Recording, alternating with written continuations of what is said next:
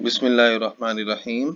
Microsoft word में काम करते हुए टेबल में तरमीमात करनी है। हमने ये टेबल मुरतब किया है, हम इसमें इजाफा करना चाहते हैं, एक लाइन का इजाफा करना है। टेबल में हम क्लिक करते हैं और ये बिल्कुल टॉप पर दाएं जाने में आप देखें तो टेबल लेआउट का बटन मौजूद है।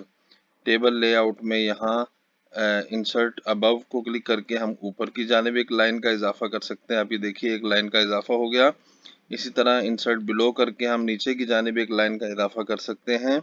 इसी तरह लेफ्ट में हम एक कॉलम बढ़ा सकते हैं, हम लेफ्ट राइट में जो है कॉलम बढ़ा सकते हैं। ये टेबल की तरमीमात मौजूद है।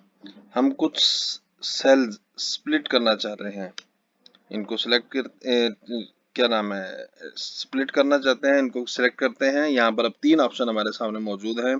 अगर हम इन्हें आपस में मर्ज करना चाहते हैं तो इसको क्लिक कर दें, हमारे ये कॉलम एक होकर मर्ज हो गया है।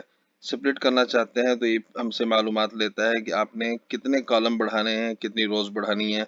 हम यहाँ पर दर्ज कर देते हैं, ये हमारे लिए इसका इजाफा हो जाता है।